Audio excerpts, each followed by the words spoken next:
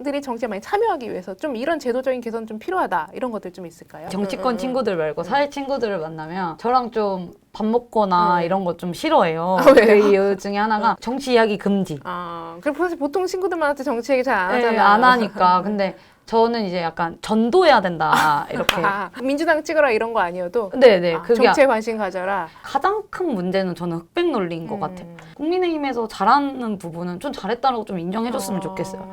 반대로 거기도 마찬가지. 좀 우리 당이 좀 야당이 잘하는 잘해도, 문제는 야 너희 잘했다. 그럼 우리도 이거 좀 같이 해보자의 논리가 아니라 딱 흑백 논리로 비결되다 보니까 극단적으로. 네.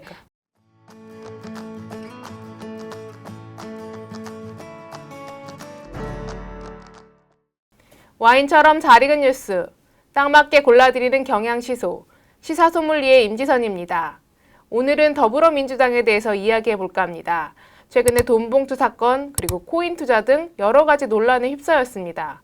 혁신위원회를 구성하고 이재명 대표가 불체포 특권 포기 선언을 하는 등 변화에 나서고 있지만 큰 공감은 불러일으키지 못하고 있는 것 같습니다.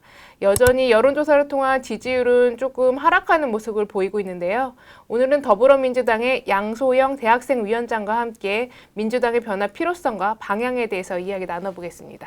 안녕하세요. 안녕하세요. 소개 좀 해주시죠. 네, 안녕하세요. 더불어민주당 전국대학생위원장 양소영이라고 합니다. 현재 더불어민주당은 국민의 상식과 눈높이를 벗어난 정당이 되었습니다. 국민 다수가 더불어민주당에 불신을 보내고 있습니다. 전당대회 돈봉투 의혹과 김남국 의원 가상화폐 투자 논란은 더불어민주당의 무너진 도덕성을 상징하는 사건입니다. 전국대학생위원회는 청년 세대의 눈높이에 맞출 수 있는 정당으로 거듭나기 위해 앞장서 혁신의 목소리를 내겠습니다. 지난 5월이었죠. 그 대학생위원회가 그 각종 논란에 대해서 당내 혁신 촉구 기자회견을 열었었어요. 네, 맞습니다. 그때 왜 어떤 과정을 거쳐서 기자회견을 열게 됐는지 한번 이야기해 주시죠. 사실은 좀 많은 분들이 오해를 하고 있는 부분이 저희가 김남국 코인 의혹에 관련돼서 사퇴 촉구의 기자회견을 열었다라고 많은 분들이 알고 계시는데 사실은 그건 좀 많이 메시지가 본질이 흐려지는 부분, 오류라고 보여지는 게 저희는 사실 민주당의 각종 악재, 뭐 예를 들어서 돈봉투 사건을 비롯한 이 코인 투자 의혹에 관련된 이런 민주당의 악재들에 대해서 20대 청년으로서 그리고 내년 총선을 승리해야 되는 우리 기구의 숙명 역할로서의 당내 혁신을 좀 촉구하는 기자회견을 열어보자라고 해서 기자회견을 가졌는데 이제 일부 지지자들께서 우리가 이제 김남국 의원을 사퇴 촉구하는 기자회견을 열었다. 이렇게 좀 많은 분들이 오해를 하고 계시더라고요. 네, 그런 사건은 아닙니다. 민주당의 개혁 이야기 한번 해봐야 될 것 네. 같아요. 지난 9일에 확대 간부회의 참석하셔서 정당 내 민주주의 회복이 필요하다라고 이야기를 하셨어요. 이 상황에 대해서 좀 어떤 맥락에서 이 발언을 좀 하셨는지 말씀 좀 해주세요. 지금 민주당이 가장 중요하게 역할을 해야 되는 것은 내년 총선에서 승리할 수 있도록 혁신하는 것이 가장 중요하기 때문에 저희가 기자회견도 했고 제가 확대 간부회의를 통해서도 메시지를 냈던 이유인데 이게 사실 계속 본질이 호도되고 그러니까 계속 변질되고 있다라고 느껴지는 부분이 어떤 의원님의 사주를 받고 했다든지 누가 이거 시켰다 막 이렇게 또는 뭐 제가 매스컴을 이용하려고 뭐 좀 떡상해 보려고 했다라든지 뭐 이런 이야기가 있는데 그런 얘기도 있던데 비례대표 나중에 나가려고 한다고. 제가 비례대표 나가려고 하면 그렇게 했으면 안 됐어요. 정말로. 그렇죠. 근데 정말 그건 좀 억울하고 제가 사주를 받았다라면 전 오히려 보호받았을 거예요. 그렇죠. 그리고 제가 매스컴을 활용했더라고 하면 저는 언론에 더 대응을 했을 거라고 저는 생각을 해요. 그런 게 아니다라는 확신을 좀 드리고 싶고 저희 민주당에서 내년 총선 승리는 너무나도 중요한 숙제라고 저는 생각을 하는데 그래야만 윤석열 정부에 대한 견제를 할 수 있는 유일한 제도적 기능을 할 수 있는 게 과반 이상의 의석을 확보하는 거라고. 야당의 야당이니까. 그러기 위해서는 이제 그러려면 민주당이 지난 5년 동안 일으켰던 당내 민주주의의 파괴 행위라든지 아니면 양심과 또는 뭐 가치를 실종시키는 형태에 대해서 반드시 극복해 나가야 된다라고 생각을 해요. 근데 그렇기 때문에 계파 갈등이라든지 뭐 앞서서 민주당이 과거의 민주당과 달라졌다라는 것을 반드시 증명해내야 된다라고 보고 있습니다. 네. 혁신위원회가 이제 앞으로 뭐 1호도 지금 뭐 불체포 특권 포기 이런 것들을 다 제안하긴 하셨는데 가장 중요하게 다뤄야 될 문제는 좀 뭐라고 보세요? 어떤 거 좀 다뤄줬으면 좋겠다 이런 거 있으세요? 좀 다양하게 말씀을 드리고 싶은데 개인적으로는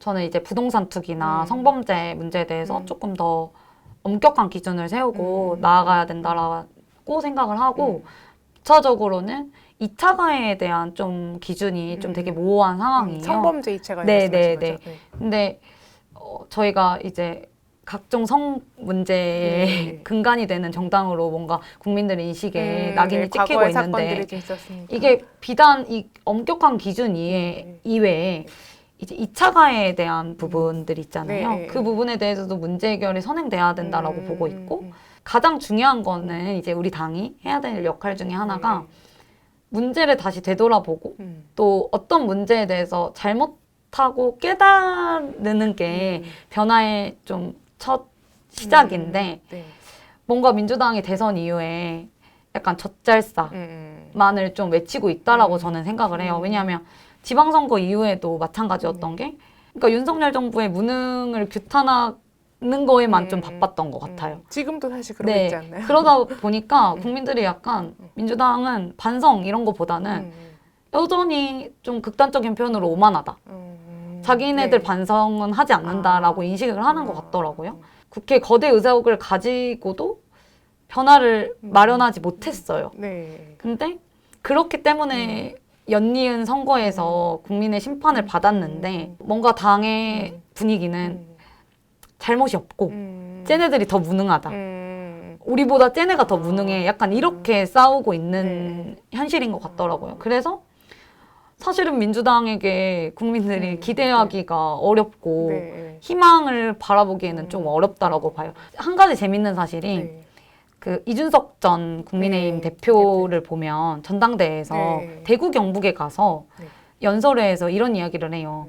박근혜 탄핵이 정당화했다, 정당했다라고 외치고 또 당대표가 돼요. 되죠. 대구 경북에서조차도 이제 박근혜 탄핵이 했다는 정당했다라고 말이 먹혀 들어가는데, 그렇죠. 먹혀 들어가는데 반대로 이제 민주당의 내로남불적 행위들에 대해서는 분명한 거는 청년 세대를 넘어서서 많은 국민들에게 실망감을 주고 있고 그 부분에 대해서 혁신하고 또 반성하고 그리고 대중의 상식과 명분에 있어서 중요한 그 가치, 정책들을 펼쳐 나가야 내년 총선에서 이길 수 있지 않을까 그렇게 생각하고 있습니다. 국민들이 야당에 기대하는 바가 있잖아요. 정부에 대한 그 비판하는 것뿐만 아니라 그래서 지금 민주당은 뭘 하고 싶은 정당인데 어떤 걸 내세우는 건데 라는 걸 말했을 때 사실 잘 그림이 저도 잘 안 그려지는 것 같아요. 민주당은 어떤 의제를 좀 더 던져야 된다고 좀 보시는지. 이것도 그러니까 민주당이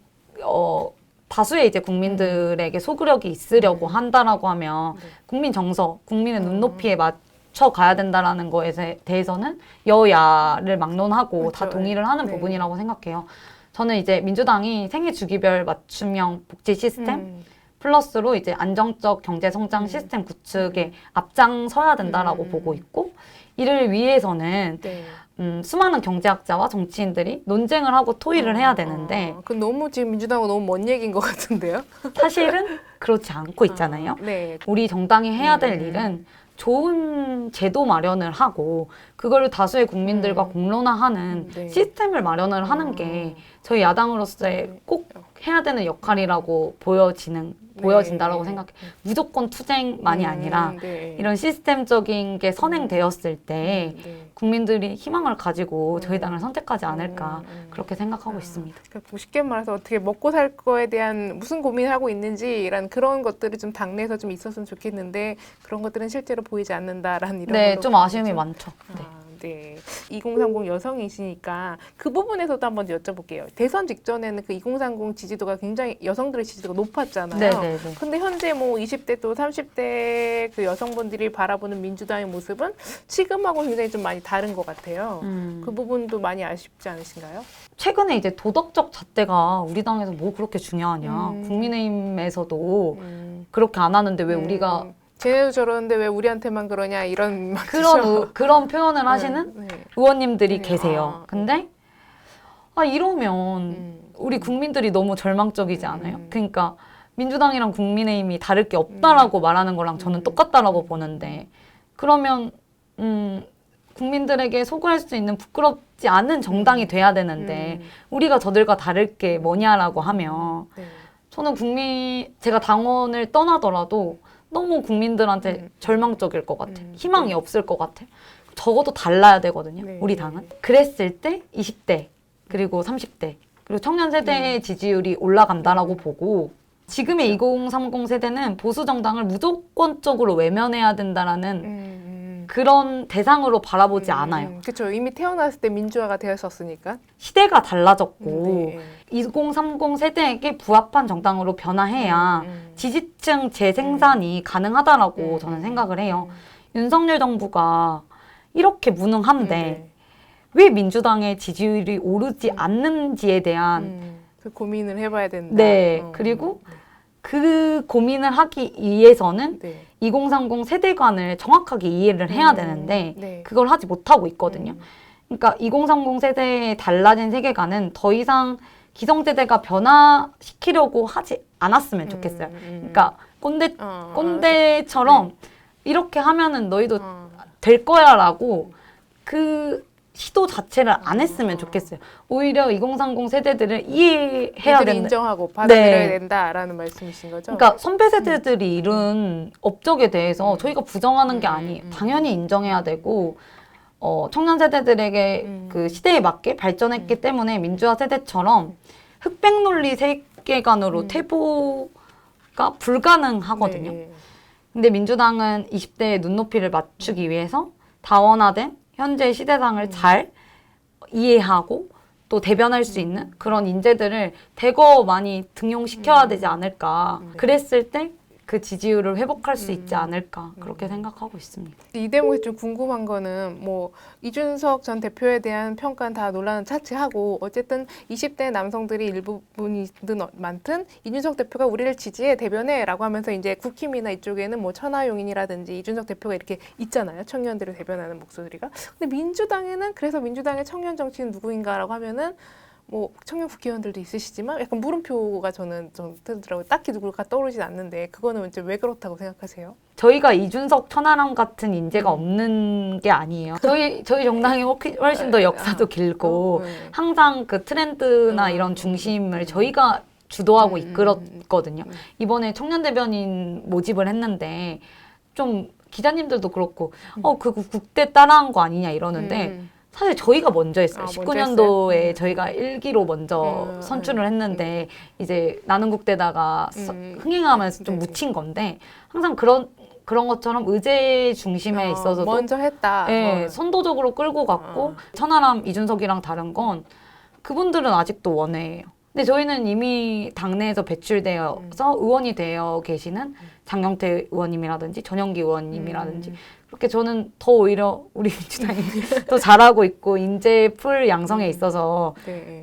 뒤처짐이 없다 그렇게 생각을 하고 이번 총선이 그 매개체가 되지 않을까 그렇게 보여지고 있습니다. 정치를 보면은 그 우리 2030 젊은 세대들은 뭐 원래 옛날에도 그랬지만 정치에 그렇게 점점 더 그래도 정치에 관심이 멀어지는 것 같은데 그래도 정치에 그럼에도 불구하고 2030들이 정치에 관심 보여야 된다라는 건 어떤 측면이 있으신지 일단 대학생 위원장으로 얘기해 주시고 그럼 청년들이 정치에 많이 참여하기 위해서 좀 이런 제도적인 개선 좀 필요하다 이런 것들 좀 있을까요? 일례로 제가 이제 그냥 사회 친구들, 이 정치권 친구들 말고 사회 친구들을 만나면 저랑 좀 밥 먹거나 이런 거 좀 싫어해요. 그 이유 중에 하나가 항상 이제 모임이 몇 개 있는데 정치 이야기 금지. 그럼 사실 보통 친구들한테 정치 얘기 잘 안 하잖아요. 네, 안 하니까. 근데 저는 이제 약간 전도해야 된다. 이렇게 전도하고 싶다. 민주당 찍어라 이런 거 아니어도 네네. 그게 정치에 관심 가져라. 그러니까 제가 처음에는 접근 방식을 뭐 이제 정치적 가치, 이념 이런 식으로 이야기를 하면 보통 다 안 듣고 싶어 해요. 일상생활에서 그들의 고민, 뭐 어떤 문제들, 뭐 예를 들면 제가 대학교 때는 뭐 그 최저시급 인상 문제라든지 아르바이트 시급 요즘엔 이제 직장인이 되고 나서는 이제 뭐 노동법 문제라든지 처우 개선, 주사일제 문제 뭐 이런 식으로 접근을 해서 본인들의 문제를 먼저 끌어내요. 실상을 끌어내요. 그러면서 제가 제도적으로 어떤 식으로 해결해야 되는지에 대한 이야기를 하면 그때는 또 듣더라고요. 그렇죠. 그건 내 이야기니까. 내 이야기니까. 그리고 실제로 이걸 해결하기 위해서 같이 문제를 찾아 나선다라고 하면 어느새 걔도 모르게 민주당에 와 있는 자기의 모습을 보더라고요. 우리가 살아가는 모든 일상에는 정치에 뗄래야 뗄 수 없는 관계라고 저는 생각을 한다. 이렇게 이야기를 좀 하고 싶어요. 그러니까 관심이 없더라도 꼭 투표만이라도 해야 된다. 이런 식으로 좀 전도를 하고 있고, 그러니까 제도적인 측면에서 좀 보완했으면 좋겠는 거는 가장 큰 문제는 저는 흑백 논리인 것 같아요. 국민의힘에서 잘하는 부분은 좀 잘했다라고 좀 인정해줬으면 좋겠어요.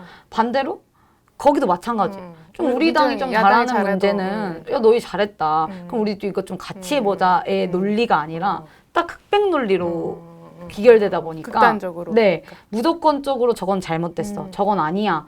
라고 하는 게 저는 가장 구조적인 문제라고 생각을 하고 그렇기 때문에 이번에 그 정치개혁 선거구제 문제가 꼭 바뀌어야 되는 문제라고 저는 생각을 해요. 그러니까 더 이상 적대적 공생관계로 유지될 수 없고 선거제 개편이 이루어져야 거대 양당이 이런 소모적인 정쟁에서 그만두고 이런 형태를 그만두고 나아간다고 생각을 하고 특히 이제 순천에서 지역주의 타파 외치고 있는 천하람 위원장 같은 경우에는 정치개혁을 위해서 지금 끊임없이 목소리를 내고 있잖아요.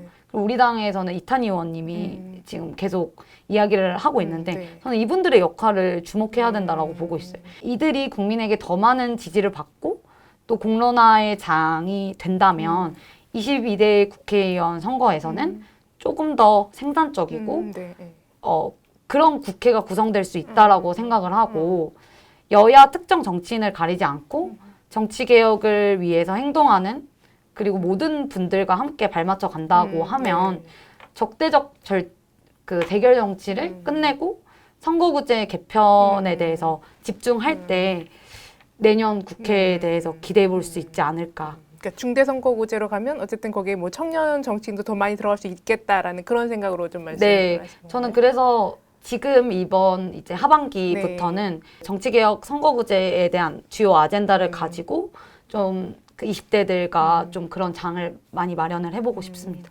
대학생 위원장으로 지금 현재 당장 총선을 치른다 하면 민주당이 이길 것 같으세요? 지금요? 네. 지금 당장. 지금의 민주당으로는. 그래도 이긴다고 해야죠. 이겨야 되죠. 그게 왜 바람과 전망 그런 게 있는 건데. 지금 시점에서 한다라고 하면 저희 당이 이길 것 같은데 20대 지지율로 20대 층에서는 질 것 같아요. 네. 20대 지지율은 그래도 여전히. 우리 당은 이기는데 의석수는 확보가 되더라도 저희 세대만 대변한다라고 보면 자신은 없어요. 20대에서는 네. 유지나 보네요. 네, 알겠습니다.